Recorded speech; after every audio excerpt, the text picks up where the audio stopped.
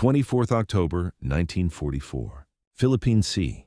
Approximately 120 kilometers east of Luzon, 1,532 hours. USS Princeton, a light aircraft carrier.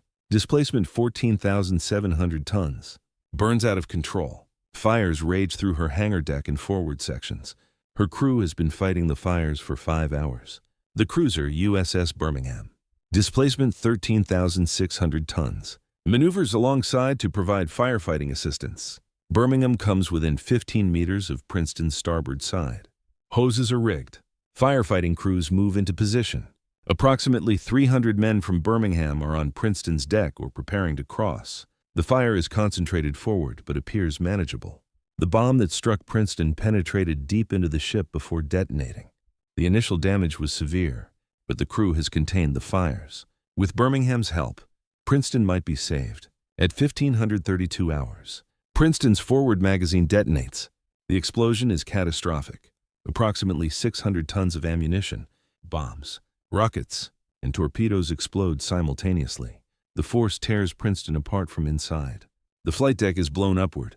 The hangar deck disintegrates. Metal fragments, burning debris, and body parts are thrown hundreds of meters in all directions. Birmingham is directly alongside. The explosion strikes her like a broadside from battleship guns. Metal fragments tear through her superstructure. The blast kills every man on her open decks. The bridge is swept by shrapnel. The forward gun mounts are destroyed. Fire spreads across her deck. Within seconds, Birmingham transforms from rescuer to casualty. 229 of her crew die instantly. Another 420 are wounded. Princeton is doomed. The explosion destroyed her forward third. She is burning uncontrollably. Water floods through hull breaches. She will sink within hours, but first she will kill more men. The fires will spread. Additional explosions will occur. Ships attempting rescue will be damaged. Before Princeton goes down, she will take over 1,000 men with her, most from other ships trying to save her. This is the story of USS Princeton and the explosion that destroyed 2 ships. How a single bomb set in motion a chain of events that killed over 600 men. How firefighting efforts brought rescuers close enough to be killed by secondary explosion. How the worst casualties came not from enemy action, but from trying to save a doomed ship. To understand what happened to Princeton, you need to understand both the Battle of Leyte Gulf and the vulnerability of light carriers to bomb damage. The Battle of Leyte Gulf was the largest naval battle in history. American forces were invading the Philippines. The Japanese Navy responded with everything available. Multiple fleet actions occurred simultaneously across thousands of square kilometers. The battle lasted 4 days, 20th through 24th October, 1944. By the end, the Japanese Navy was effectively destroyed as fighting force. USS Princeton was part of Task Group 38.3, operating east of the Philippines. Her mission was to provide air support for the invasion. She was a light carrier, converted from a cruiser hull. She displaced 14,700 tons. Length was 189 meters. She carried approximately 45 aircraft, mostly fighters and dive bombers. Her crew was approximately 1,500 officers and men. Light carriers were compromises. They were faster to build than fleet carriers. They provided additional aircraft capacity, but they were more vulnerable. Their armor was minimal. Their damage control systems were limited compared to fleet carriers. A single bomb hit could cripple them. Multiple hits could destroy them.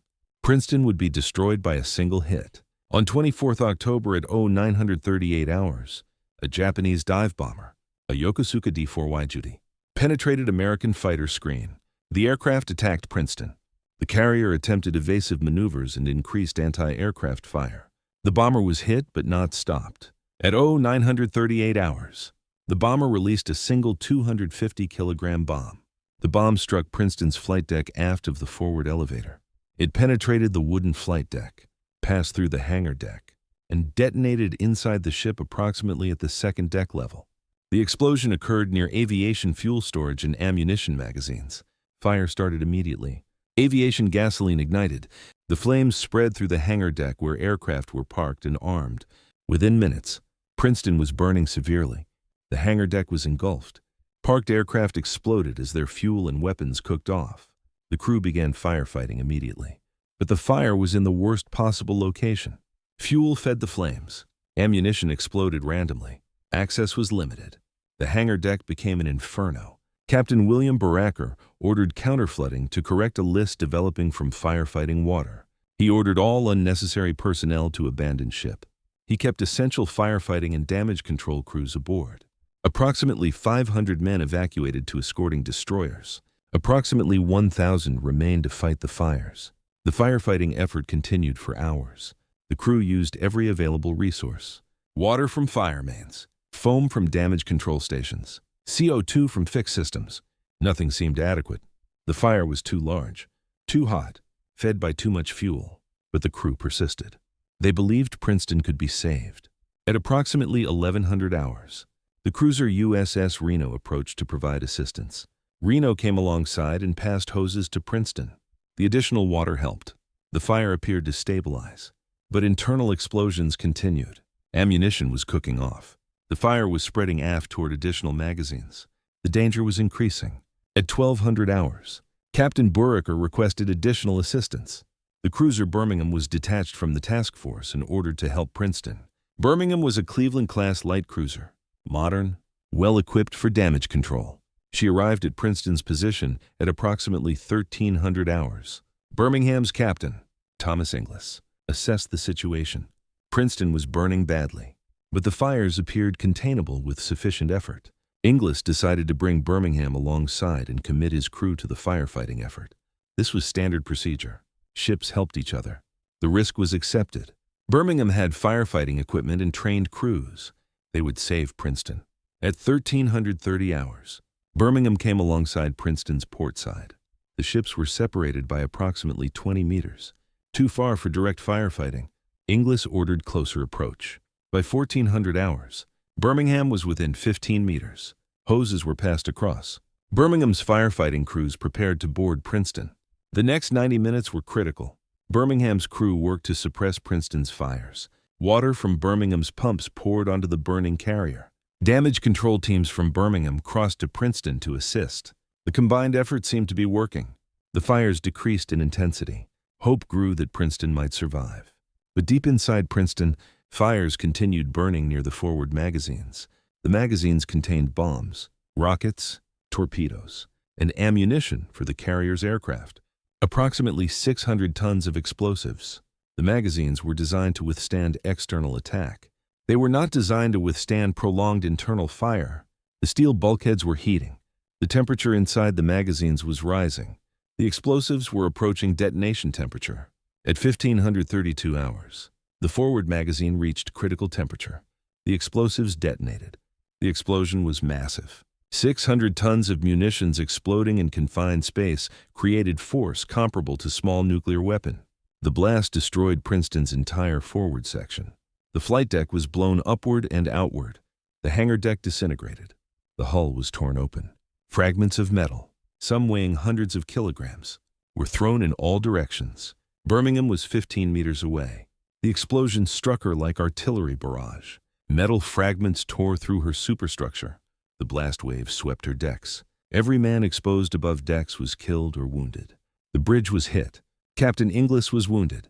The executive officer was killed. The forward gun mounts were destroyed. Fires started across the ship. The casualties were catastrophic.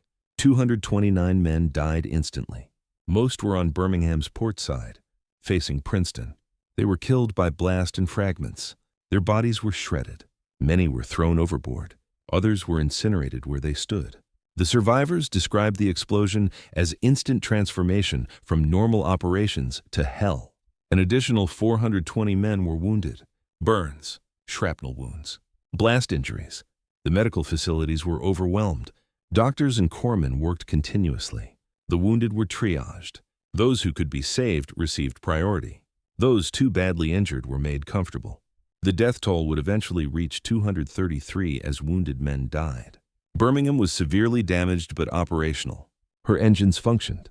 Her hull was intact, but her superstructure was shredded. Her crew was devastated. She withdrew from Princeton and began treating casualties. The effort to save Princeton was abandoned. Birmingham needed to save herself. Princeton was beyond saving. The forward magazine explosion destroyed her fighting capability and sealed her fate. She was burning uncontrollably. She was flooding. She was listing. She had perhaps hours before she sank. Captain Buracker, wounded in the explosion, ordered abandon ship. The remaining crew evacuated to destroyers. But Princeton did not sink quickly. She burned through the afternoon and evening. Additional explosions occurred as other magazines cooked off. The fire spread aft. By 1700 hours, the entire ship was engulfed. She was clearly doomed but remained afloat. The decision was made to scuttle her. She could not be saved. She could not be towed. She was a navigation hazard and potential target for Japanese forces. The cruiser, USS Reno, was ordered to sink her with torpedoes. At 1730 hours, Reno fired 2 torpedoes. Both hit. Princeton's hull was breached below the waterline. Water flooded the remaining compartments. At 1750 hours, Princeton rolled to port and sank stern first. She disappeared beneath the surface approximately 130 kilometers east of Luzon. Her depth is approximately 3,000 meters. She remains there today. The wreck largely intact on the ocean floor. The casualty count was devastating. Princeton lost 108 crew killed. Birmingham lost 233 killed and 420 wounded. Additional casualties occurred on destroyers during evacuation. Total deaths exceeded 600.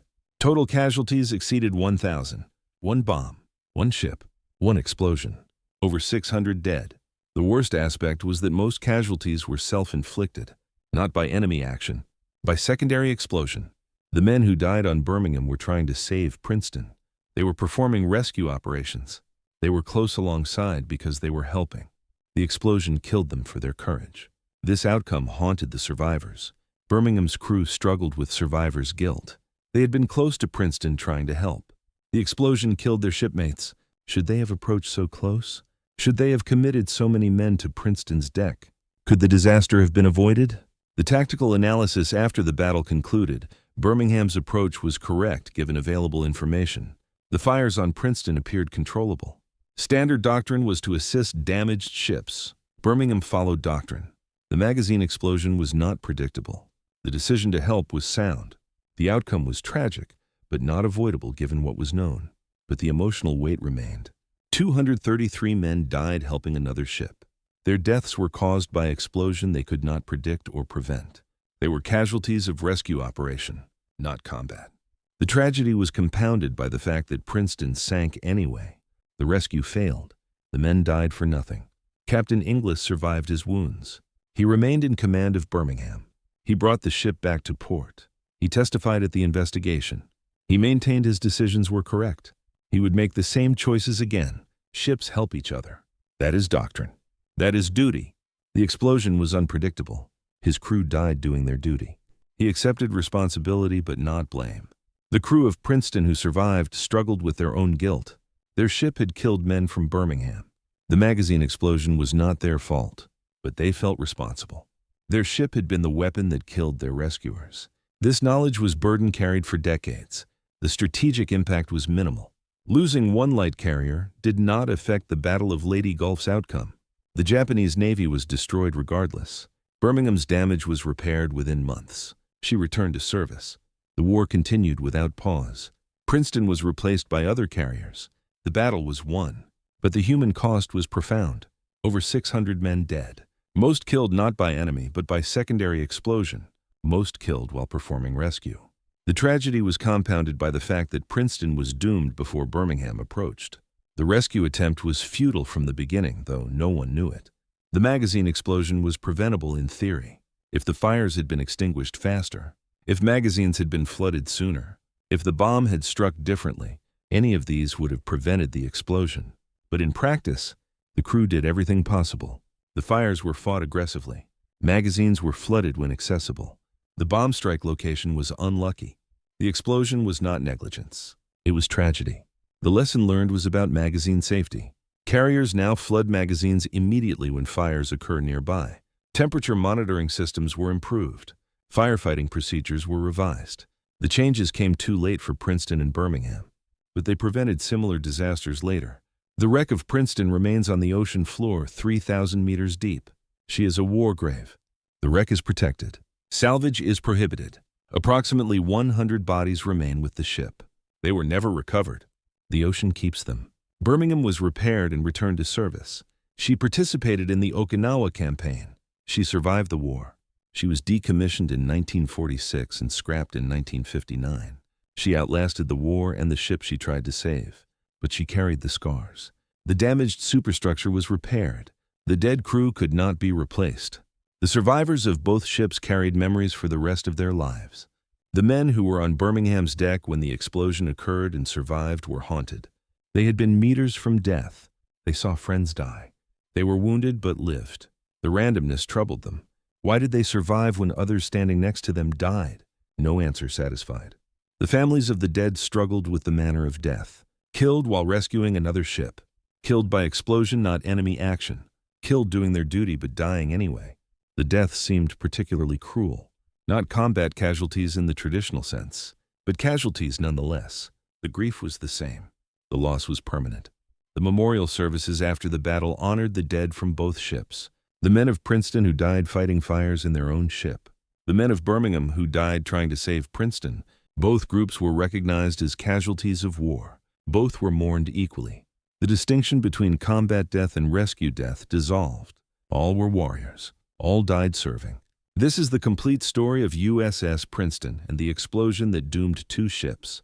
A single Japanese bomb started it. The bomb penetrated deep and ignited fires. The fires burned for hours. The crew fought desperately. Birmingham came to help. The rescue seemed promising. Then the magazine exploded. Princeton was destroyed. Birmingham was shredded. Over 600 men died. The bomb was unlucky. The fire was uncontrollable. The magazine explosion was inevitable. Birmingham's approach was correct. The explosion was unpredictable. The casualties were unavoidable given the circumstances. Everything was done right. Everyone did their duty. The outcome was disaster anyway. This is war. Doing everything correctly does not guarantee survival. Following doctrine does not prevent tragedy. Courage and competence do not ensure success. Sometimes the ship burns despite firefighting. Sometimes the magazine explodes despite flooding. Sometimes rescuers die despite caution. USS Princeton and Birmingham proved all of this. The bomb struck. The ship burned. The rescuers came. The magazine exploded. The ships were destroyed. The men died. The battle continued. Over 600 casualties from one bomb strike. Most killed not by the bomb but by secondary explosion 6 hours later. Most killed while rescuing or being rescued. The tragedy was complete. The lesson was harsh. The memory endures. USS Princeton. Lost 24th October 1944. 108 crew killed. Destroyed by magazine explosion after bomb strike. USS Birmingham. Damaged 24th October 1944. 233 crew killed. 420 wounded. Damaged by Princeton's magazine explosion while conducting rescue. 2 ships. 1 explosion. Over 600 casualties. The bomb that struck Princeton killed men on both ships. The magazine that detonated destroyed both vessels' crews. The rescue that seemed promising became massacre. This is naval warfare. Ships burn. Magazines explode. Rescuers, the ocean takes them all. The battle continues. The war goes on. USS Princeton and Birmingham. 2 ships doomed by 1 explosion. 1 bomb started it. 6 hours of fire followed. 1 magazine detonation ended it. Over 600 men died. The story is simple. The tragedy is profound. The lesson is permanent. In naval warfare, rescue is as dangerous as combat. Magazine explosions kill indiscriminately. 1 ship's death can kill another ship's crew. USS Princeton burned and exploded. Birmingham tried to save her and was destroyed in the attempt. Both ships paid. Both crews died. The ocean kept them. That is the story. That is the tragedy. That is USS Princeton and the explosion that doomed 2 ships. 1 bomb, 1 fire, 1 explosion, 2 ships, over 600 dead. The Battle of Leyte Gulf claimed them. The magazine explosion killed them.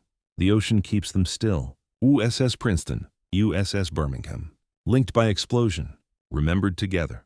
Lost to 1 disaster that killed crews on both vessels. The bomb struck Princeton. The explosion killed Birmingham's crew. Both ships paid for 1 bomb. Both crews died from 1 magazine. The tragedy was shared. The loss was doubled. That is enough. That is the story. That is USS Princeton and Birmingham. 2 ships, 1 explosion. Over 600 dead. The magazine detonated. The ships were doomed. The men died. The battle continued. That is war. That is tragedy. That is enough to remember.